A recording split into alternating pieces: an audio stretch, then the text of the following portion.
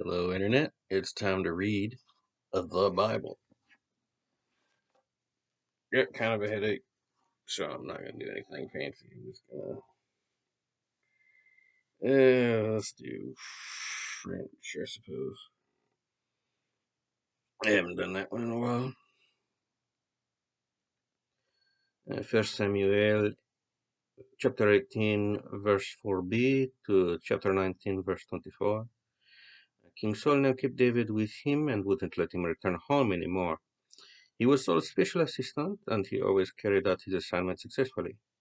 So Saul made him commander of his troops, an appointment which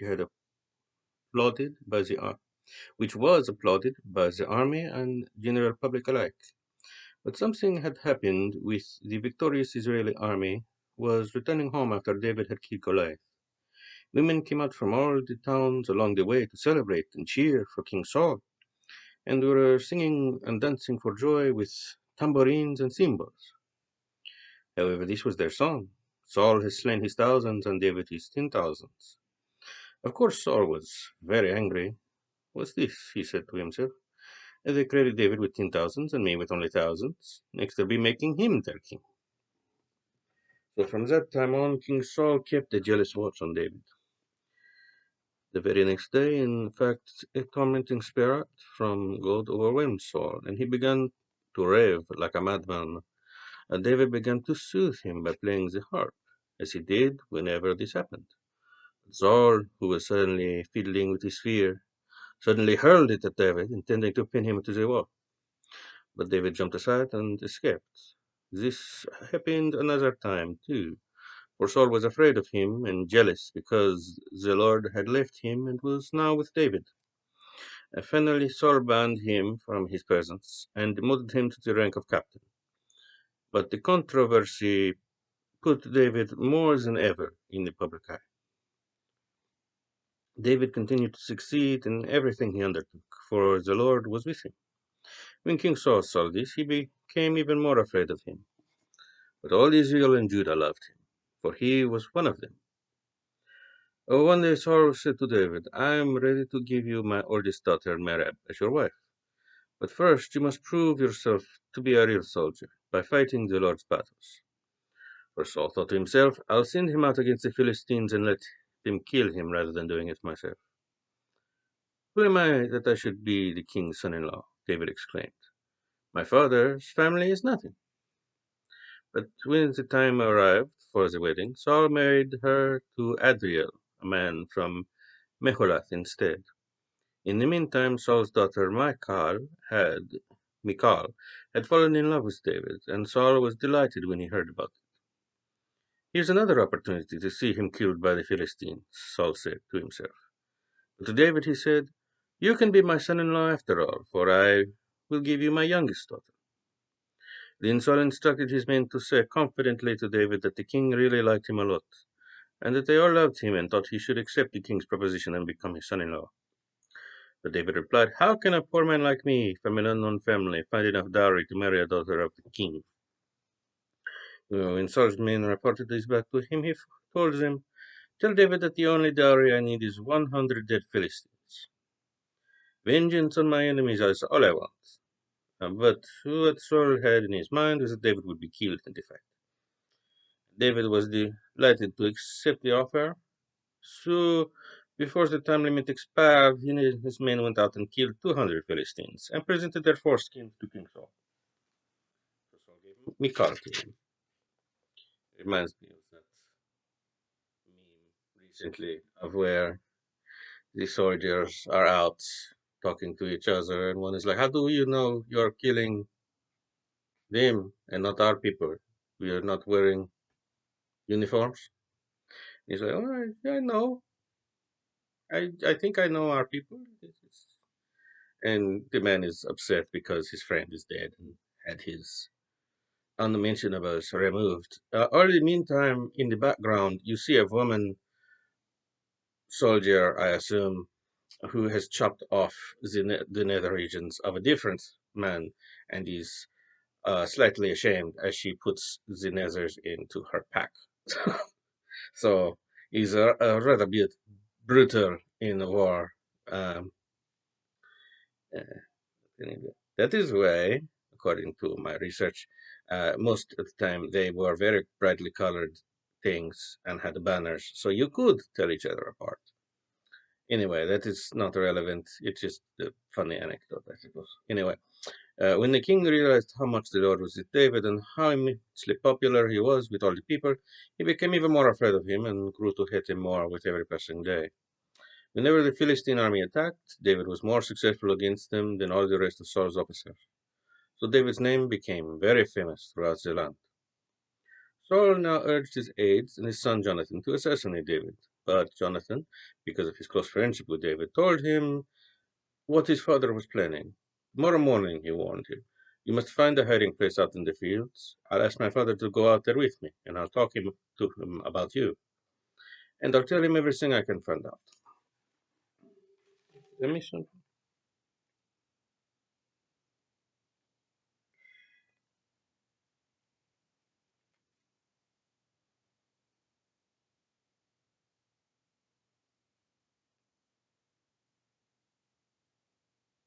Okay, just in case I forgot to say, after the foreskin incident, Saul gave Michal to him. I feel like I trailed out. I probably said that, but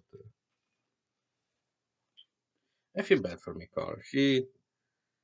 I don't remember, but at some point I know she and David had a bit of a falling out. Um, I think it was before the Beersheba incident. Like they were already kind of rocky before that, but I don't remember the details yet. I suppose we will read, so no need for spoilers. But I remember thinking, ah, David, why you do such silly thing? Anyway, so assassination attempt. The next morning, as Jonathan and his father were talking together, he spoke well of David and begged him not to be against David. He's never done anything to harm you, Jonathan pleaded. He has always helped you in any way he could. Have you forgotten about the time he risked his life to kill Goliath, and how the Lord brought a great victory to Israel as a result? You are certainly happy about it then. Why should you now murder an innocent man?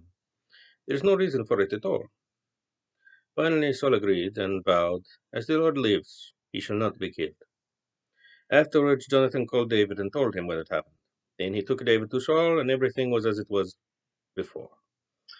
War broke out shortly after that, and David led his troops against the Philistines and slaughtered many of them, and put to flight their entire army.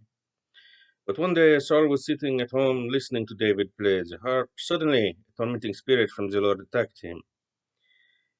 He had his spear in his hand and hurled it at David in an attempt to kill him. But David dodged out of the way and fled into the night, leaving the spear embedded in the timber of the wall. Saul sent troops to watch David's house and kill him when he came out in the morning. If you don't get away tonight, Michal warned him, you'll be dead by morning. So she helped him get down to the ground through a window. Then she took an idol and put it in his bed, and covered it with blankets, with his head on a pillow of goat's hair. When the soldiers came to arrest David and take him to Saul, she told them that he was sick and couldn't get out of bed. Saul said to bring him in his bed, so that he could kill him. But when they came to carry him out, they disobeyed. Oh, they did not disobey. They discovered. I'm tired. I apologize. They discovered that it was only an idol. Why have you deceived me and let my enemy escape? Saul demanded of Michal. I had to, Michal replied. He threatened to kill me if I didn't help him. In that way, David got away from went to Ramah to see Samuel, and told him all that Saul had done to him. So Samuel took David with him to live at Naioth? Naioth, that is how you would say that word. And when the report reached Saul that David was at Naioth in Ramah, he sent soldiers to capture him. But when they arrived and saw Samuel and the other prophets prophesying, the Spirit of God came upon them, and they also began to prophesy. When Saul heard what had happened, he sent other soldiers, but they too prophesied. The same thing happened a third time. Then Saul himself went to Ramah and arrived at the great well in Shechem. Where is Samuel and David? He demanded. Someone told him they were at Naioth. But on the way to Naioth, the Spirit of God came upon Saul, and he too began to prophesy. He tore off his clothes and lay naked all day and all night, prophesying with Samuel's prophets. Saul's men were incredulous. What? They exclaimed. Is Saul a prophet too? And that is where we will leave off for the Old Testament reading. And now we will move on to John, chapter 8, verse 31 through 59. Uh, and Jesus said to them, "You are truly my disciples if you live as I tell you to, and you will know the truth, and the truth will set you free. But we are descendants of Abraham," they said, "and have never been slaves to any man on earth. What do you mean, set free?" And Jesus replied, "You are slaves of sin, every one of you. And slaves don't have rights, but the Son has every right there is. So if the Son sets you free, you will indeed be free. Yes, I realize that you are descendants of Abraham, and yet some of you are trying to kill me because my message does not find a home in your hearts. I am telling you what I saw when I was with my father. But you are following the advice of your father. Our father is Abraham, they declared. No, Jesus replied, for if he were, you would follow his good example. But instead you are trying to kill me, all because I told you the truth. I heard from God Abraham wouldn't do a thing like that. Oh, I'm sorry, because of the way it is divided, that sounded strange. Let me read that again. I told you the truth I heard from God. Abraham wouldn't do a thing like that. No, you are obeying your real father when you act that way. And they replied, we are not born out of wedlock. Our true father is God himself. And Jesus told them, if that were so, then you would love me, for I have come to you from God. I am not here on my own, but he sent me.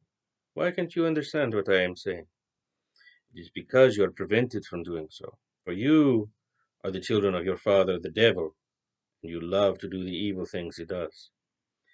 He was a murderer from the beginning and a hater of truth. There is not an iota of truth in him. I don't know why I said iota. The word is iota. Doesn't matter. When he lies, it is perfectly normal, for he is the father of lies. And so when I tell the truth, you just naturally don't believe it. Which of you can truthfully accuse me of one single sin? No one. And since I am telling you the truth, why don't you believe me? Anyone whose father is God listens gladly to the words of God. Since you don't, proves you aren't his children. Ye Samaritan, foreigner, devil, the Jewish leader snarled. Didn't we say all along that you were possessed by the demon? No, Jesus said. I have no demon in me, for I honor my Father, and you dishonor me. And though I have no wish to make myself great, God wants this for me, and judges those who reject me. With all the earnestness I have, I tell you this, no one who obeys me shall ever die. As the leaders of Jews said, now we know you are possessed by a demon. Even Abraham and the mightiest prophets died, and yet you say that obeying you will keep a man from dying. So you are greater than our father Abraham who died, and greater than the prophets who died. Who do you think you are? Then Jesus told him this, if I am merely boasting about myself, it doesn't count. But it is my Father, and you claim him as your God, who is saying these glorious things about me. But you do not even know him. I do. If I said otherwise, I would be as great a liar as you. But it is true. I know him and fully obey him. Your father Abraham rejoiced to see my day, and knew I was coming, and was glad. The Jewish leaders proclaimed, you aren't even 50 years old. Sure, you have seen Abraham. Jesus replied, the absolute truth is that I was in existence before Abraham was ever born. At that point, the Jewish leaders picked up stones to kill him, but Jesus was hidden from them and walked past them and left the temple.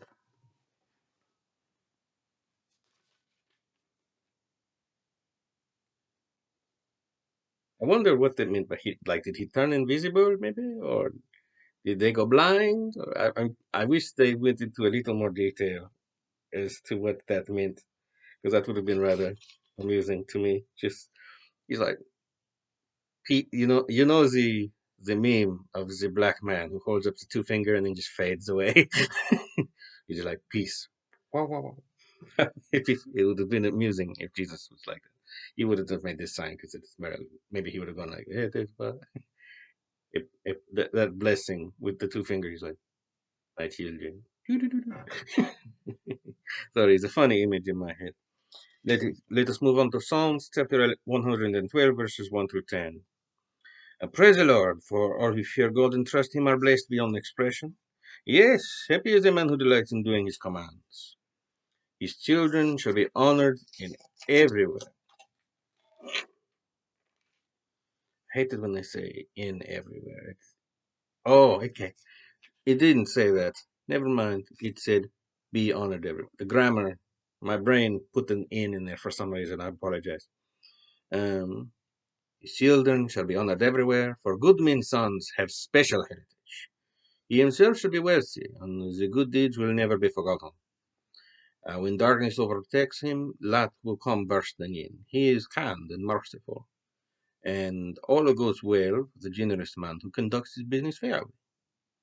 Such a man will not be overthrown by evil circumstances. God's constant care of him will make a deep impression on all who see it. He does not fear bad news, nor live in dream of what may happen, for he has settled in his mind that Jehovah will take care of him. That is why he is not afraid, but can calmly face his foes. He gives generously to those in need. His deeds will never be forgotten. He shall have influence and honor. Evil-minded men will be infuriated when they see this. They will gnash their teeth in anger and slink away, their hopes thwarted. Finally, we have Proverbs chapter 15, verses 12 to 14. A mocker stays away from wise men because he hates to be scolded. A happy face means a glad heart. A sad face means a breaking heart. A wise man is hungry for truth, while the mocker feeds on trash. Thank you for listening. I hope you were edified and enjoyed this experience. And as always, God bless.